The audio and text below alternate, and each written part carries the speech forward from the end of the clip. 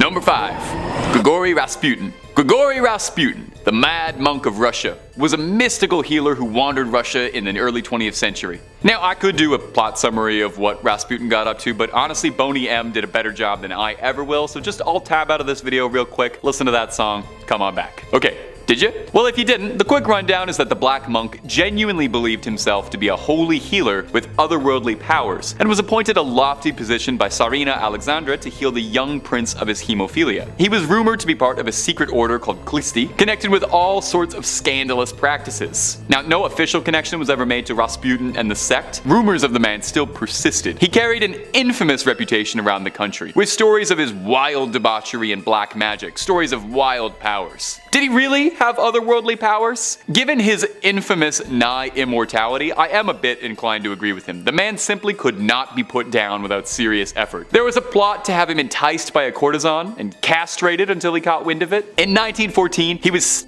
in the chest by a beggar and shrugged it off like it was nothing. Now, of course, the most famous story of Rasputin was his assassination at the hands of the Tsar's cousin and a handful of noblemen. As the famous legend goes, he was poisoned, bludgeoned, and drowned, and still that wasn't enough until he passed later in the day. Was Rasputin just Russia's toughest customer, built different? Or did he have some sort of mystical help from another world? We may never know. Number 4. VLAD the Impaler. You know, with a title like VLAD the Impaler, it's safe to assume that the guy was probably up to no good, demon or no demon. Perhaps you've heard the legend that Vlad Tepes was the inspiration for Count Dracula, which should tell you even more if you want to judge of this guy's moral character. Vlad was a prince of Wallachia, an area that's now known as modern Romania. Vlad grew up in a very dark period of Wallachian history, coming up while the Ottoman Empire was setting its sights on just about everything good in Eastern Europe. Vlad was made king of Wallachia, but first he was deposed and exiled after an assassination plot on his brother and father. He would reclaim the throne in 1458 and quickly began a campaign of bloodlust to show the world he was not someone you should be messing with. One of his most infamous acts, and where the dubious title comes from, was after fending off an Ottoman invasion, he impaled 20,000 soldiers and left them as a grim forest of the damned. And some legends say he would eat dinner in front of this. Downright demonic behavior. There's some debate as to whether or not he really is the inspiration for Dracula, although of note is that beside his infamous sobriquet Vlad the Impaler, he went by the nickname Vlad Dracul, owning from his father's position in the Order of the Dragon, which translated to Dracul. There are also stories of Vlad washing his hands with the blood of his enemies, which I'm gonna be honest, that kind of sounds like something Dracula would do. It's worth noting too, no one really knows what happened to Vlad's body. We know that he was slain in battle, and that he was eventually put down after years of carnage, but his body or grave has never been found. Perhaps it's because it's still walking, or flapping. Whatever a bat does. Number 3. Jack the Ripper. Jack the Ripper is one of history's most infamous criminals, and honestly, maybe the most. Over 130 years ago, and we are still absolutely fascinated by his crimes, and we still don't even know for certain who he was. Could still be out there, he could still be at large. He terrorized Whitechapel through the year of 1888, leaving behind a series of sickeningly grisly crime scenes, torn apart and left in the street for all to see. There are at least 5 confirmed cases that are attributed to Jack the Ripper, but there are several more that are speculated to be attached to him, with some suggesting that it could be anywhere from 13 or higher. Jack eluded capture, stupefied his pursuers, and taunted his would-be captors, sending the police souvenirs, I guess, from his crimes, wrapping in the mail and sending them out. On one occasion, he did this alongside a threatening letter, boldly claiming to be from hell, known as the From Hell letter. The jeering letter taunted the police, inviting them to catch him, while he described the pleasure he took in his sick, sordid dealings. Investigators were downright stumped trying to find the guy. They suspected he didn't have any level of medical training, as his hurried slashes led them to believe he could have been a butcher. The way he slashed his victims was beyond horrific. He left them missing and in some cases beyond recognition. It seemed too like he could be in multiple places at once. A body discovered in New York a few years after the crime spree matched the victims of Whitechapel almost perfectly. Was it a human performing all these sickening acts? Or could the Ripper's mangling be attributed to a demon that was preying on the women of White Castle? It would explain how he was so elusive and managed to evade capture for all those years. Number 2. Emperor Nero. Now perhaps you've heard of Emperor Nero. you've probably heard the story of him playing the fiddle as Rome burned around him. But honestly, historically, that barely even cracks the top 5 craziest things Nero ever accomplished in his tenure as emperor. Nero set a new standard for wildness as a world leader that I think has never been matched again. Where do I begin with him? Let's start off small. He had a dedicated legion of soldiers, referred to as the Augustans, whose sole function was to follow him around and clap and hype him up whenever he would perform. Now that's kind of harmlessly crazy. So what about the story that Nero used to use his enemies as torches for his gardens? Yeah, Nero had a passionate hatred for Christians, blaming them for the infamous fire that engulfed Rome, which some historians believe Nero himself started. That's pretty wild. But what about the fact that Nero would dress himself in the skins of animals with his romantic partners? Or about how he orchestrated the deaths of his mother and brother? Nero ensured his own position as emperor of Rome. Emperor Claudius married Nero's mother Agrippina, who then adopted Nero as his own son. When Agrippina poisoned Claudius, Nero took the throne, and then to ensure that he could keep that position on that lofty chair, he poisoned his stepbrother and would later poison his own mother to make sure no one could challenge him as emperor. He then enjoyed all the pleasures of Rome as much as he could. He depleted the treasury of Rome at one point solely to make a statue of himself in his own honor, the Colossus of Nero, to leave a lasting legacy. In the end, after years of insanity, Nero took his own life by ordering one of his own servants to stab him after being told he would be executed by the state as he was considered an enemy of Rome. He bemoaned what an artist the world was losing. Nero's proclivity for wild debauchery, outrageous pursuits of pleasure, intense wanton cruelty, and violence towards Christians led some people at the time to view Nero as the Antichrist himself. And to be honest, I get it. Number 1.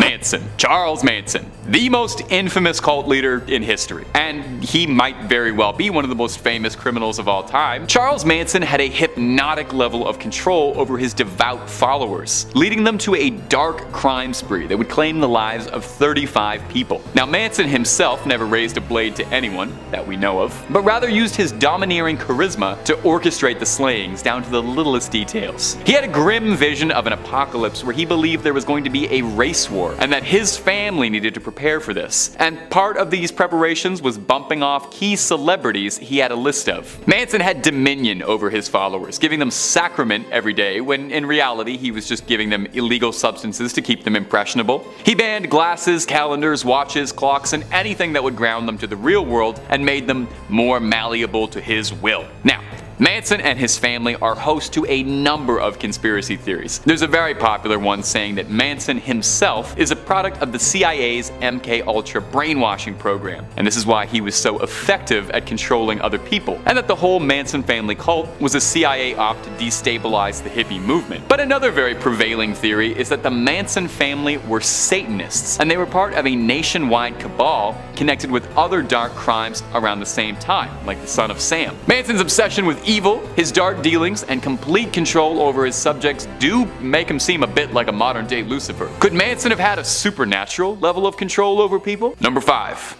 John Wayne Gacy. John Wayne Gacy is one of America's most infamous criminal cases. He's practically single-handedly responsible for traumatizing an entire generation into a fear of clowns. A vicious sadist and a remorseless criminal, hearing clips of him talk is deeply disturbing. In a series of interviews in 1992, Mr. Gacy offered a rare window into the mind of a lunatic. In the interviews, Gacy is adamant that he is innocent of his crimes, and talks in a remarkably pleasant, almost affable way. He seems like an average Joe, a chatty old man that you would probably talk to at a park or something, until little cracks in the facade keep appearing and its darkness comes out. He appears to be talking himself in circles. At one point, it seems like he indirectly confesses to something he claimed that he hadn't, and when the interviewer presses him on it, he retracts like a child being caught in a lie, saying, "I'm sorry if I led you to believe that." In the same interview, the reporter asks Gacy to show him the rope trick, the horrifying method of strangulation Gacy would use on his victims by applying a tourniquet. Gacy obliges, but when the reporter hands him the string, he chuckles wryly and says, "Aren't you scared sitting next to me?" Most chilling is when the subject changes to talk of his clowning. He seems like he genuinely loved it, and knowing the unspeakable acts he committed as a clown makes it all the more sinister. He talks about how to him, clowning was an act of regression.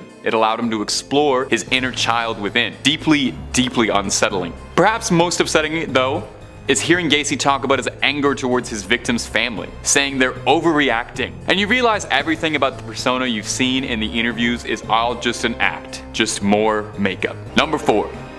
The Night Stalker. Richard Ramirez terrorized Los Angeles for 14 months between 1984 and 1985. But perhaps you know him better under the sobriquet The Night Stalker. Maybe you saw the Netflix documentary that came out a bit recently. He was named that due to his propensity to seek into people's houses undetected and then carry out his sickening crimes. Eventually, he was caught after a facial sketch made newspaper front pages, leading to him being apprehended by an angry mob and arrested. He didn't see many interviews or too much direct media attention, but one that was filmed prior to his final sentencing showcases his twisted nature and the utter remorselessness of someone who was called the Night Stalker. While being asked about the nature of his crimes and the horrific dealings of them, Ramirez appears amused, smiling, almost holding back laughter. When asked outright about his motives, he smirks as if he's holding in a secret. It gets worse when he starts to wax poetic and philosophize about human nature. He chuckles a bit when asked if he thinks of himself as evil and says, "We're all evil." He insists that what he did is no different than what governments do on a large scale. He claims, saying he is merely a product of his time and that he was living in bloodthirsty times. Every word hangs in the air uncomfortably. He denies to answer if he feels emotions. He says he gave up on the feeling of love and happiness long before his crime spree started. But everything he says seems very fake and self-serving. The interviewer even notes this, saying, "You do a very good job reading off the script, Richard." There's an appearance of gloating as he talks as well. He expresses that he felt he would be crushed by his own desires if he didn't act on them. And when asked if he's afraid, he says he doesn't care what happens to him, and he never did.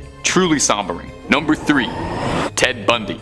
Ted Bundy has fascinated people for years, due in large part to how well he was able to disguise himself and make himself appear normal. But underneath his carefully put together persona was one of the darkest, most truly vile criminals the United States had ever seen. Unlike most serial offenders, Bundy not only kept up appearances, but was well groomed, charming, charismatic, and had a very compelling way with words, able to manipulate people scarily efficiently. He came from a happy family, a good Christian household, and didn't seem to fit the usual bill for these sort of criminals. The last interview ever conducted with him highlights a lot of these traits. He appears very soft-spoken, speaking quietly and almost soothingly to the camera, doing his best to garner sympathy from the audience and the interviewer. He attempts to blame a lot of his violence, darkness, and misdeeds on an addiction to lewd content. When he's describing it, he almost sounds like a man trying to talk about kicking caffeine, saying, "Oh, I think I'd be a lot better without it." Not just for him, but for lots of other people. When he says that phrase, he pauses a bit and gives a dark, knowing look to the interviewer. He's even joking around a bit, playfully. He comes across as very intelligent, answering all of the questions thoughtfully, but everything about it just seems terrifying, especially knowing the grisly nature of the things he did. But it feels like you're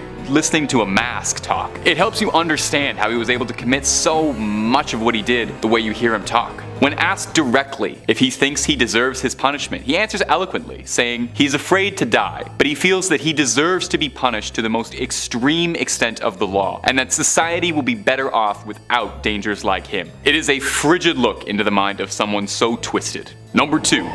Dahmer. Jeffrey Dahmer is infamous. The name immediately evokes horrible emotions. Perhaps you've seen one of the many movies based on his twisted crimes, but the truth is always scarier. In 1994, Jeffrey Dahmer would give his last interview before his final sentencing, speaking to Stone Phillips, a former NBC anchor. The interview featured his father Lionel present, who Dahmer did not share a close relationship with. Now, the entire extended segment is harrowing. Dahmer is completely cold and calculating the entire time, speaking dryly with almost no emotion to anything he's saying. It's as fascinating as it is horrifying to hear him talk, to be honest. He remembers everything very clearly, and he describes it plainly, matter-of-fact, extremely sterilely. But there is a hint of remorse, almost regret over what he's done, but it is impossible to tell truly if it's genuine sincerity or if it's all just a carefully manipulated act to appear sympathetic. Perhaps the most disturbing insight into Dahmer's brain is when he tells the reporter that he found the violent acts of his crimes distasteful, and said that it was all just a means to an end of his ultimate goal, which was having complete physical domination over someone else. He describes his crimes as not something I enjoyed doing, and then proceeds to explain his sinister desire to create living zombies by putting acid in brains, leaving people docile and helpless. Dahmer was known as well to keep trophies of his victims, calling into question if any of these statements rang true. He reiterates that he just wanted someone to keep under his complete control, a slave to his will. And number 1. Charles Manson. Charles Manson may very well be the most notoriously well-known criminal in American history. He's definitely the most well-known cult leader. The cult leader led a string of violent attacks in 1969 to 1971 that would eventually culminate in his arrest and standing trial for his grievous crimes. Manson would spend the rest of his life in jail and occasionally entertained interviewers looking to shed light on the bizarre, grisly story. Manson was charismatic in his own way, persuasive, outrageous, and most importantly, commanding and controlling. But if you ever saw any of his interviews after his arrest, you'd be forgiven for not thinking that, since pretty much every time he opens his mouth, it's either to share his bleak, nihilistic worldview, or raving in a way that is just completely incomprehensible and is the gibbering of a madman. As soon as this one interview starts, he boasts that he doesn't feel guilty since he hasn't done anything he's ashamed of, and then pausing for a second and clarifying, "I'm ashamed of not doing enough." From there, he then starts speaking complete gibberish and then elaborating a bit on some of the conditions that made him this way. He talks about growing up without parents, which left him feeling like he was in a different dimension, saying that it's hard for him to think about things clearly, saying he hardly remembers breakfast. Watching Manson talk is a fascinating study. He almost seems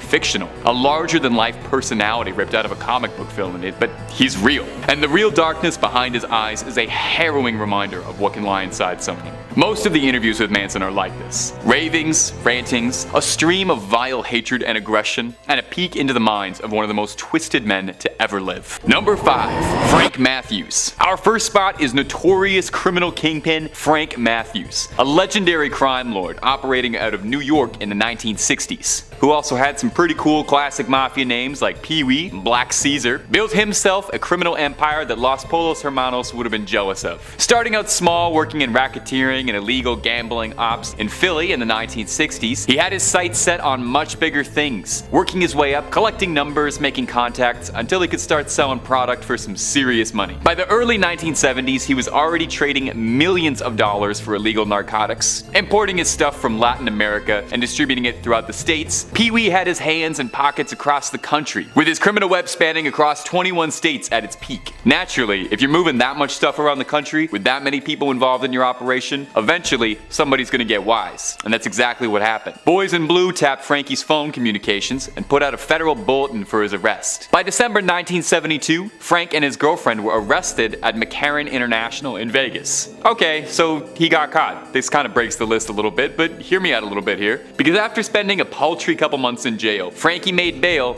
and quickly got out of Dodge to literally never be seen again. Now, there is some discrepancy as to what happened. The FBI suspects that he was taken care of by a major New York crime family for fears he may turn witness. But they did also post a bounty, a $200,000 bounty for finding him, so they suspected he might still be out there. No trace of him was ever found, no body ever discovered, and his story went cold. Is he sleeping with the fishes, or did he return to pull strings from the shadows? Or maybe he pulled a Saul Goodman and started managing a Cinnabon in Omaha, living life on the lam. Man, that's 2 Breaking Bad references in one point. I gotta spread them out a little bit more. Number 4, the Pickler. You know, at first glance, this is not a particularly threatening nickname. It kind of sounds like the absolute lamest Z-tier excuse for a Batman villain that you'd throw in as a warm-up before, you know, fighting the actual cool villain of that issue. Well, names can often be so deceiving because there really is not a lot that's funny about the Pickler once you understand why they called him that. He's maybe one of the most bizarre and macabre criminals I've ever read about. The Hungarian Bela Kiss lived in a small village near Budapest in the early 20th century. He lived with an elderly maid, but otherwise kept to himself, didn't have a tight circle of friends, but he did enjoy frequent female company. I mean, of course, with a name like Bela Kiss, makes sense. I gotta stop trying to make this guy sound cute, because I'm gonna regret it in like 1 second. In 1914, during the height of the First World War, Bela left to fight with his country. Now, wartime sometimes necessitates borrowing resources wherever you can, and the Hungarian army was short on gas. On Bela's isolated property were dozens upon dozens of oil barrels all conspicuously laid out in his yard. Someone alerted the soldiers and they went to go borrow a cup or two, and were shocked to discover that upon cracking open the barrels were the bodies of several women floating in alcohol in a depraved attempt to preserve the corpses, hence where the foul nickname the Pickler came from. See, it's not nearly as funny once you know why they call him that. 20 barrels,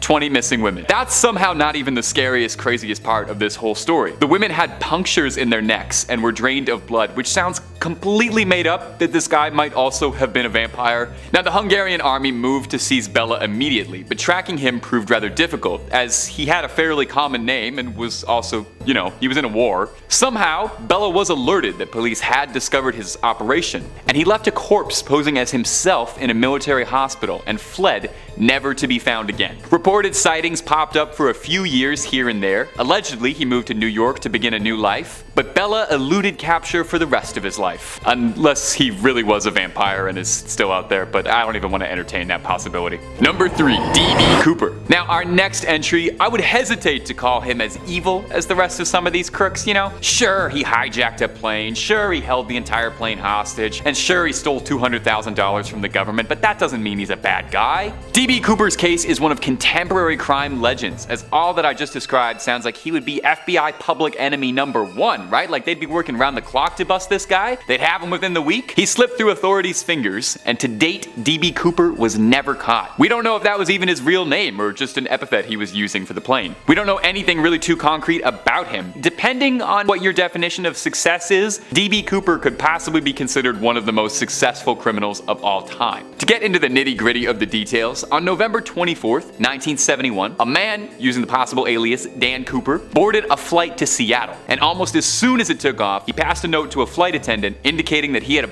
with him, and that he demanded that when the plane landed, he trade the passengers on the flight for $200,000 and 2 parachutes. As a smart man, he didn't want to waste any of that money on parachutes. The note said that if anything funny happened, he would blow the plane up. They complied out of fear, and upon landing, he was given the money by local authorities. Cooper then seized the plane one more time, holding the flight crew hostage with plans to fly to Mexico City. But midway through the flight, Cooper pulled a little point break and jumped out of the plane with all the money with him. And that would be the last time anyone would have ever seen D.B. Cooper. The FBI chased him for years to no avail. Nothing was ever found. No body ever recovered. No suspect ever caught out of a laundry list of people of interest. Some of the bills were recovered, but that's the only piece of evidence. Now, my absolute favorite theory about D.B. Cooper, and it's kinda out there, is that he's legendary cinema director Tommy Wiseau, and that this is where his fortune came from, as the man is shrouded in mystery regarding where his seemingly limitless supply of money comes from and his mysterious origins. Is it completely ridiculous and has no basis in reality? Yes, but it's also hilarious. Now, as for any more likely suspects for Cooper, there were a couple of Special Forces veterans who lined up with physical descriptions who could have been capable of committing the heist, but no concrete charges were ever made, and to date, no trace was ever found. Number 2, the Zodiac. Possibly one of the most infamous cases in American history, the Zodiac was a notorious criminal, famed in equal measures for his slayings and for his chilling obsession and interaction with the police trying to track him. He was made a household name after a Hollywood flick starring Jake Gyllenhaal and Robert Downey Jr. depicting the efforts trying to find him.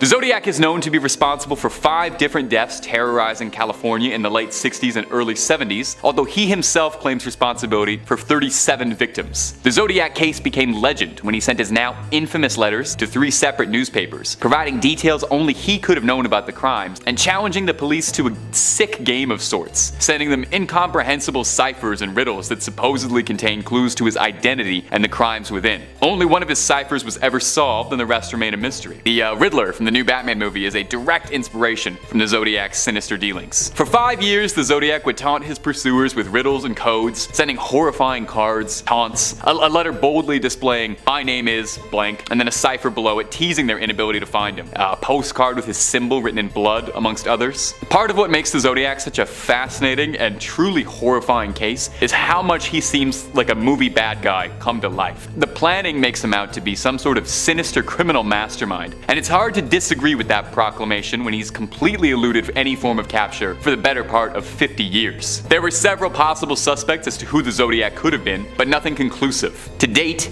people are still trying to find the answer, hoping something new might come up to put that nightmare to rest. Number 1. Jack the Ripper. If you want to talk about evil that's got some staying power, it's hard to top Whitechapel's most infamous resident ever. 134 years avoiding capture, which means he could still be out there. The 18th century Night Stalker has held an almost supernatural-like grip over public interest since we first ever heard about the case, surrounding the brutal 5 slayings we know about, who knows how many more. Preying on women and using the cover of the night, Jack eluded, stupefied, and taunted the streets of London, leaving a disgusting trail of blood and gore in his wake, leaving victims looking like the aftermath of a butcher's. He seemed to take a sickening glee in his violent delights, mocking his would-be pursuers, sending the police threatening letters, and even organs from his crimes. Jack is an almost modern mythical boogeyman, appearing across hundreds upon hundreds of works of fiction, TV shows, movies, video games, you name it. Assassin's Creed even tried to say he was part of the Order. That's a little out there. There are some folk who offer that Jack the Ripper is the progenitor to all true crime fascination, which honestly kinda makes sense. As much as he terrified Londoners at the time, the media was obsessed with him, with the original media buzz surrounding him, paralleling how we talk about most brutal crimes these days.